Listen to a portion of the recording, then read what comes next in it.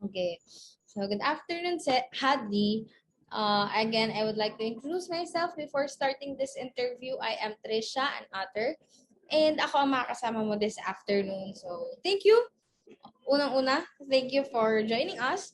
And ayun, welcome to the short and simple segment of SBT theme entitled Writer's Hidden Words. Ayan, so everyone, this afternoon makakasama natin si Hadlee, isang author, and malalaman natin, she'll be going to answer questions.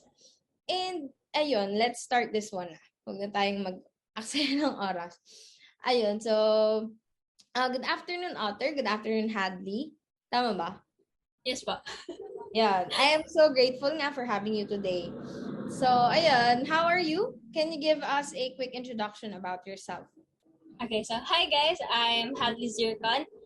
My pen name po since 2017. So I'm more on a romance writer. Nung nagsimula ko is teen fiction, but ngayon is more on general fiction romance. And I have published 3 books. And then this year is magkakaroon ulit ng 3 na namang books, if I'm not mistaken. Ganun kasi pag-ata. Yun. So, ganun po. Sa Wattpad ako, but I also publish my work sa Booklat. I'm 18 years old, a BS Psychology student. First year pa lang naman po. So, yun lang naman. Wow, ang daming books ni Hadlee. Congratulations about that. Ayun, so magkakaroon ka na ng 6 na libro and we're excited to see that. Pero when did you start writing? Sa Wattpad, October 2017 po. Pero nag-ano pa ako, mga 2014 ko talaga nahiligan yung pagsusulat, ganun. Matagal na pala, no? Napakaaga mong nag-start, magsulat. So, ayun, congratulations ulit. 6 na libro, wow! Super, nakakabilib. And then, itong words na to, you said that you're a published author, and we want to know kung ano ba ang point of view mo sa since sa mga words, sa mga words na writer and an author. How do you, can you differentiate them? For me, actually sinearch ko din siya. Kasi nalilito din ako nun. Ang writer kasi is when you start writing your ideas. Lahat ng mga plots, lahat ng gusto mong ilagay sa story mo or sa poems mo, lahat ng ideas, basta ilagay mo siya, you're automatically a writer. But when you talk about an author, it means you're composing an idea wherein nagsusulat ka na ng novel, ng poem, ng literary works. Ganun po yung difference po ng writer and author para sa akin. Oh, thank you. Tama, no? That is right. Naniniwala din ako sa sinabi mo kung paano sila nagkakaiba. And with that matter, Hadlee, when did you first call yourself a writer? Probably around, 2014, mga grade 5, grade 6 po. Since nahilig ako na talaga yung mga pag nagbabasa, tapos susulat ko din yung ideas ko regarding din sa story na yun. Gusto ko siyang palitan ng scenes or palitan ng ending. That's when I considered myself a writer. So, 2014, tas 2022 na ngayon no? So, para mga 8 years ago. So, dun sa 8 years na yun, Hadlee, what have you ever experienced having this thing called writer's block? Yes. To the point na kinailangan ay bumalik lang po sa pagsusulat a year after ko simulan yung first novel ko. Legit na nagkaroon ng writer's block, hindi ko na alam kung ano yung susunod. Hindi siya sa tinatamad ako. As hindi ko na talaga alam kung ano na ilalagay ko sa story scene, ganun po. So how did you overcome that thing? Like I said, after a year, bubalik ako dun sa story na yun. Binasa ko ulit siya. And then yun yun yung time na wala na talaga akong magawa. So, binasa ko yung initial plot, since nagte-take down notes po ako, nasa ko siya, yung outline ko, binasa ko din yung mga naunang chapters. And then, slowly, hindi ko alam kung bakit, slowly bumalik na lang talaga yung yung takbo ng story sa isip ko. And then, yan, tuloy-tuloy na ulit ako sa pagsusulat. Very good, very good. Kasi yung iba nahihirapan talaga sila bumalik kapag tinamaan ng ganun. And I experienced that as well. Kaya congratulations sa ating mga nakaraos sa writer's block. And sa future, di natin sigurado. Pero yun, magpatuloy lang tayo. Sa 8 years na yun, grabe 8 years talaga.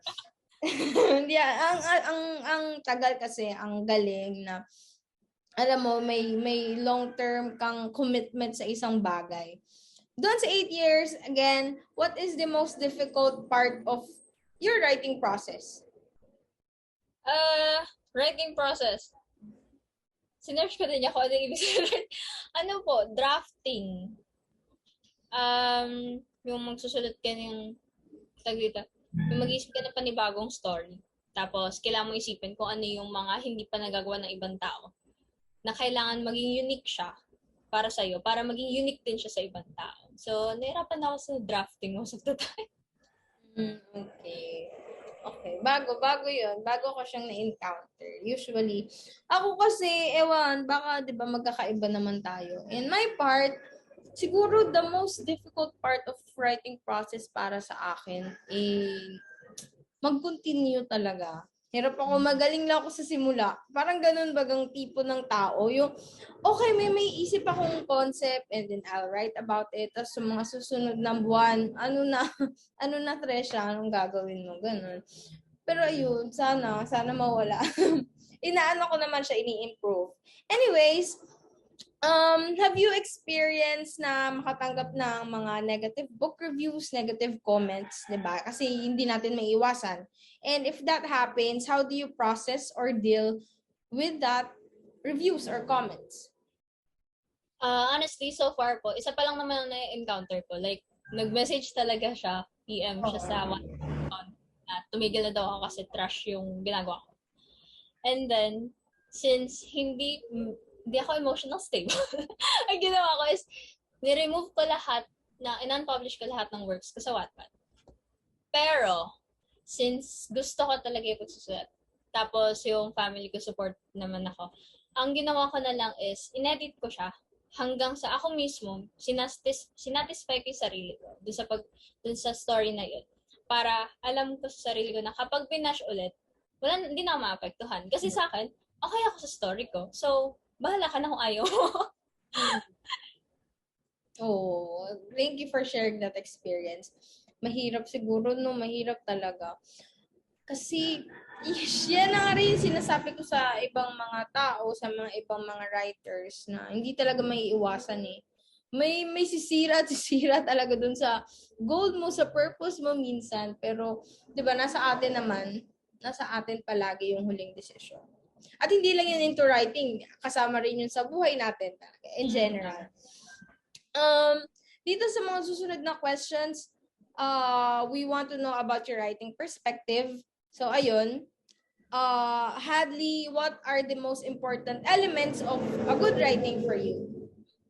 Okay, para sa akin po, first of all, kailangan may purpose yung sinusulat mo. So, ano yung gusto mong iparating sa ibang tao? Bakit ka nagsusulat? Also, dapat alam mo yung audience na tina-target mo as much as possible kasi po, when it comes to writing, you have to know who are you writing for. Kasi bawal siya ng kunwari magsusulat ka ng pambata and sasabihin mo, magsusulat ka pang matanda and then bibigay mo siya sa mga bata. Hindi pwede yun. Tapos, if I'm not mistaken, you need commitment when it comes to good writing. Kasi, katulad nga po nun, if you really love writing, kailangan babalik at babalik ka sa kanya. Kahit ilang beses ka mag-stumble, ilang beses mong bitawan. Kung gusto mo talaga siya, it's, mas magiging okay yung flow ng story mo kung may commitment ka. Yun na. Agree. Agree. Tapos, syempre, hindi mawawala yung plot and yung characters. Kailangan natin ng well-developed na plot and characters. And for the next question, what comes first for you ba? The plot or the characters? And why? Also, how do you develop them? Plot. Mostly plot. Tapos, ang mangyayari na lang dun is, papasok sa isip ko tong scene na to. And then, from that scene, bigla na lang siyang daming branches doon. So, magiging buong plot siya. Doon ko na lang ma-realize kung sino yung pwede kong ilagay na character. When it comes to developing them, sinusulat muna. Kunwari, piece of paper. And then, susulat mo kung ano yung naisip mong plot. Yung mga possible scenes. Kung sino-sino yung pwede mo ilagay na character. And then, from there, parang stitch mo na lang po sila. So, maiisip mo kung ano yung pwede mong gawin, ano yung possible flaws ng stories mo. And then, pagkabit-kabitin, kailangan masagot mo yung loopholes mo mismo. Ayan. Thank you for answering. And dahil doon sa mga steps or process na ginagawa mo in developing the plot and characters, are you more of a plotter or a panster, Hadlee? Okay. Hate. There are times na plotter ako and then there are times na pantser ako. For example, yung Her Entrancing Smile ko po, doon is, talaga ako, plotter. Lahat talaga yun, isa-isa yung nakasulat yun. But when it comes to my other story, My Most Stupid Mistake, pantser ako. Like, upo na lang ako. And then, tuloy-tuloy na yun. Sulat-sulat na yun. Bahala na kung ano yung naalala ko, kung ano yung gusto kong iparating. Yun nangyari po. Kalahati ako. Oo. Relate halos lahat no? Ako, feeling ko, ako talaga, panster. May times naman na parang parang trying hard ako maging plotter, ilalagay ko lahat ng mga kailangan. Tapos at the end, wala pa din. Nagsayang lang din ako ng Hindi ko siya nasusunod minsan. Hindi siya nasusunod. Kaya, ay nako. Next is Hadlee. What do you like to do when you're not writing? Mostly sleeping. Like, itutulog na lang siya. Kung hindi matutulog, kakain, makikinig sa music. Mostly makikinig sa music. And then, siguro manonood ng movies. Though minsan na lang siya. Tapos, magbabasa ng stories, other stories. Tapos matutulog ulit. Basta matutulog. And then, dahil dyan, sa writing, sleeping, what were your learnings during your writing process? Marami. For example, yung kailangan maging patient ka when it comes to writing. Hindi mo siya pwedeng madaliin. Kasi, pag minadali mo yung idea, pag minadali mo yung story, hindi siya satisfying, katulad ng ginusto. Then, yung mga technicalities din po. Doon sa 8 years na yun, natutunan ko yung technicalities, yung basics ng action tag, ng dialogue tags, tapos yung mga common sa Filipino ng nang, tsaka nang. Like, nagde-develop siya dun sa 8 years na yun. Ganun.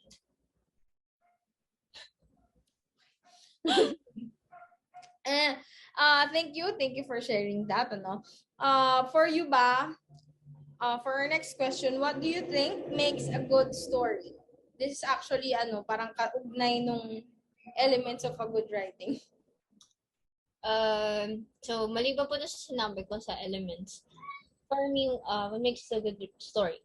Emotions. Hindi lang siya sa emotions ng characters mo, hindi sa emotions mo na kailangan kung ikaw mismo nararamdaman mo yung nangyayari sa story mo. For sure, mararamdaman din siya ng readers mo. So, kailangan mag-invest ka talaga ng emotions dun sa lalagay mo sa stories mo. Yes. Tama. Kapag develop natin masyado yung emotion dun sa sinusulat natin. Sunod-sunod na eh. Yung readers, yung reaction nila, yung flow ng story and all. Anyways, nabanggit mo sa amin, Hadley, that you will publish, magsi 6 books. Congratulations ulit. Pero, yun, curious kami in your perspective about your favorite and least favorite part of publishing. Sigurado ako meron yan. So, ang dami nangyayari kapag nagpa-publish ng story. Pwede mga editing, book cover, design.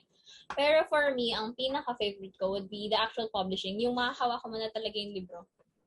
Yun, kasi para siyang yun yung sa magiging achievement na pag nahawakan mo na yung hard copy nung story mo. So, technically, yun yung favorite ko pag na-publish na siya. As for the least favorite, promoting. Kasi tamad di ba? Kapag since considered as underrated writer pa na po ako. Underrated author. So, technically, wala pa ako nung malakihang fan base. Na kailangan ng mga, yung mga pag nagbebenta kapag sa under ka ng Psycom, ng Public. Sa akin, yun yung magiging problema yung promoting kasi first of all, tamad ako mag-promote. Tapos, alam mo yung, pag nag-market ka na ng books, mayroon ka pang makaka-encounter na magsasabi sa'yo na bibili. And then, pagdating nung mismong bayaran nun, hindi na nila mabibili. Ganon. So, technically, yun yung ayoko, ginagawa kapag publishing. Pero kailangan no? Kahit gaano natin kaayaw, ang hirap, kailangan pa din talaga. Pero yun, laban lang, Hadley. Ang dami pang mga books na susunod. Dami ko pang ipapromote. And sa matter na yun, ganito naman, advice mo naman na pwede mong ibigay for those aspiring writers aiming to become a published author like you. Okay. Matagal ko na rin ito naisip. When it comes to publishing, ang kailangan mo talaga is prepared ka. Emotionally speaking. Mentally speaking. Kasi kapag nag-publish ka ng libro, ang dami mo may encounter. Pwedeng yung kausap mo sa publishing house, yung mga editor, and then pwedeng hindi mo sila ka-vibes. Pwedeng mataray sila tingnan. So, as much as possible, you have to be somehow submissive when it comes to them. Pag naman pag nagbebenta ka na, kailangan ready ka sa mga ma-encounter mo na pwedeng possible scammers. Kasi merong mga taong malakas ang trip. Wala na magawa sa buhay. Yun, pwede rin yung mga, katulad na sinabi ko kanina, is yung aasa ka, na bibili sila, pero hindi. Kailangan marunong ka mag-deal nun emotionally. Another thing would be, dito tayo sa writing, would be the technicalities. Kailangan, as much as possible, before you publish a book, or before you submit a manuscript, para sa traditional way of publishing, kailangan marunong ka ng basics ng editing and proofreading. Kasi, magre-reflect pa rin sa'yo. Kahit sabihin natin sa traditional kadadaan na meron silang editor, yung mismong pub house na pagpapasahan mo, kailangan marunong ka din ng editing kasi sila mismo, chine-check nila yung way of writing mo. Kailangan malinis siya. So, as much as possible, you need to know the technicalities, basics. Ayun naman po, editing, proofreading, kailangan emotionally prepared ka as much as possible. Kung gusto mo rin, kailangan financially prepared ka rin. Kasi let's say, yung publishing house na magpapublishan mo is, ang minimum na libro na kailangan i-publish is 10. And yung sure buyers mo is 5 pa lang. So, kailangan as much as possible, meron kang extra money para ikaw na lang bibili ng another 5 na yun para ma-publish yung book mo. And then, saka ka na lang magbenta kapag nasa iyo na yung libro. Yung mga gano'n. Super aware ako sa mga ganyang publishing, di ba? Pero somehow may intindihan naman natin because Katulad natin, yung publishing na yun, nagsistart pa lang din naman into, yun, publishing world. And the next question is kind of good one or a funny one, pero if you could spend a day with another popular author, Hadlee, whom would you choose? Si ano po, Miss Abigail De Silva, also known as CLIB. Siya yung known for, tawag dito, possessive series. Kasi simula 2017, siya na talaga yung kinonsider ko as idols. Ganun. So, simulat sa bulan, halos na lahat ng libro niya. Nabasa ko na, kinolekta ko na, ganun. So, pwede lang talaga siya yung makakasama ko. No, pwede yan. Ayun. Oo nga. Maganda rin siguro. Ano mo yun? Ay, basta parang iba lang yung pakiramdam. Kahit iniisip mo pa lang that you're meeting someone who has the same interest, di ba? Na katulad mo, ganyan. So, ayun. Paano pa kaya pag idol na natin? Good luck to that. Next question is, doon sa mga nasulat mong libro, stories and all, have you ever killed off a character your readers love? Ano? Opo. Yun yung first, actually, pag nagsusulat na ako ng one-shots, gusto ko talaga tragic ending. So, there are times na pinapatay ko talaga yung character. Pero meron akong first na novelette na sinulat, nagulat talaga ako, minura talaga ako ng reader, bakit ko daw pinatay yung character? Nadala?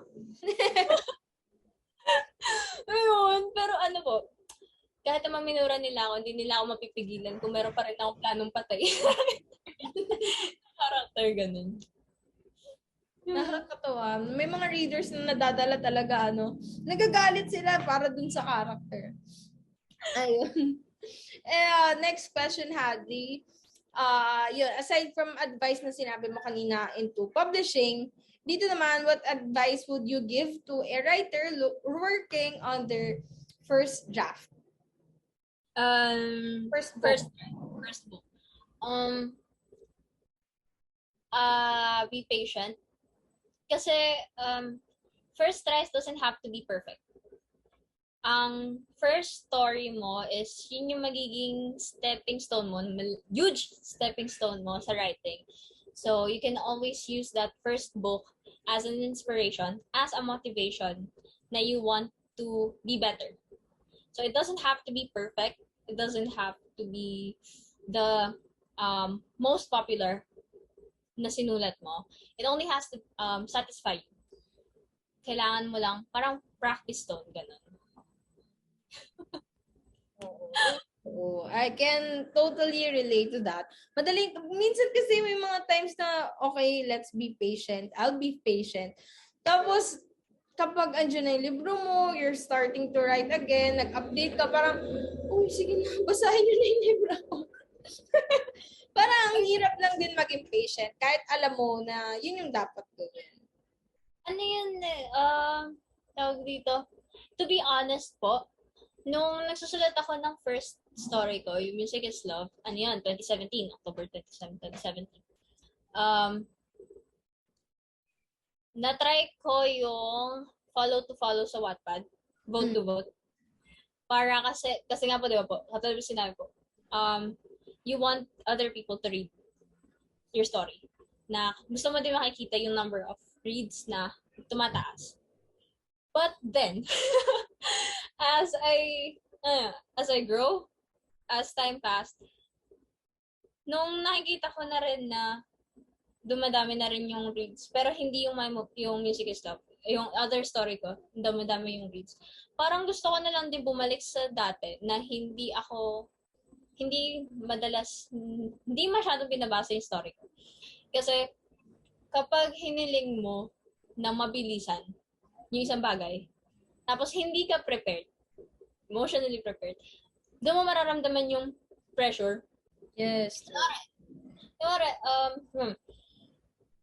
As of now, nasa 2,000 na yung followers ko sa Wattpad.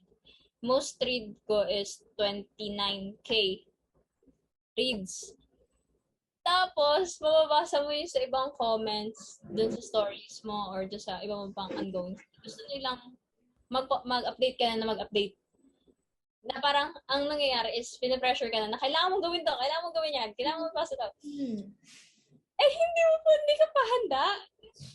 So, as much as possible, mas gusto ko, siguro gugustuhin ko na lang ulit bumalik muna sa dati para yung mga panahong after 1 year, wala naman naghahanap ng story. So, kalmado ako, ganun. Huwag niyo talaga mamadali. Mahirap. Oo, true. Totoo nga.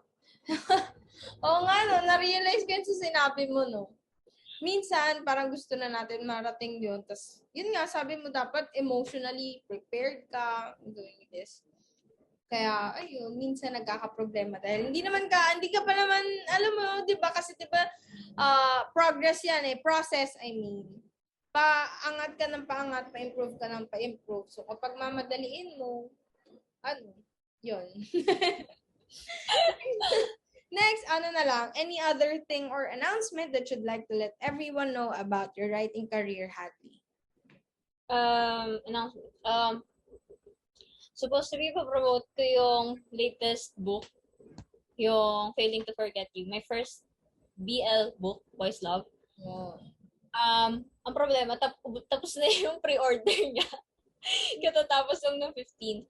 Pero yun, magre-release siya 2 months from now. Like, mapapublish na yung mismong book. And then, yun, may paparating pa po ako this year.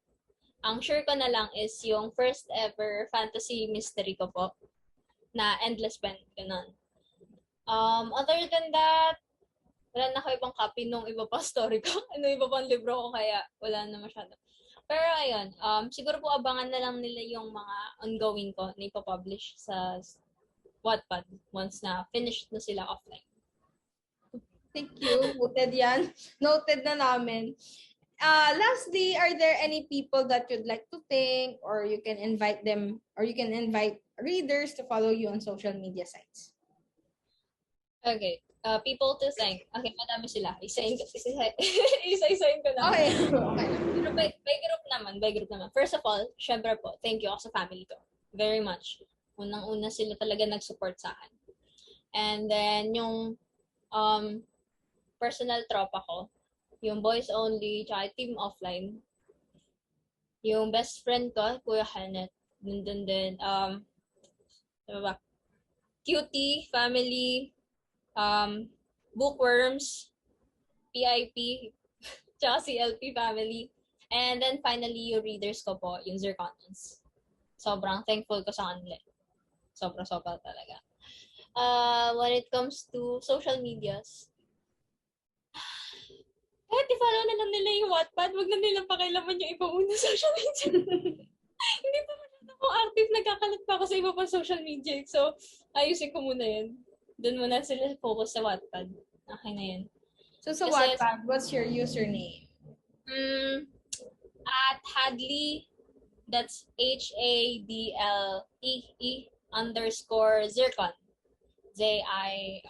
ZIRCON. Yun lang po, since tamad ako mag-isip ng username. Ayan. Ayan. Turn naman namin para mag-thank you. Thank you, Hadlee, for giving us a chance to talk to you. Ayun. Salamat for hindi ko na word. Ayun. Thank you ulit. So, ayan. I'm going to end this interview and wala kaming ibang masasabi kundi thank you, and good luck to your career. We are looking forward dun sa 6 mong libro. Ayun. So, ayun. More power lang. Magpatuloy lang sa pagsusulat at gawin lang yung mga bagay na gusto nating makamit. Thank you, Hadlee. Goodbye. So much po. Bye-bye.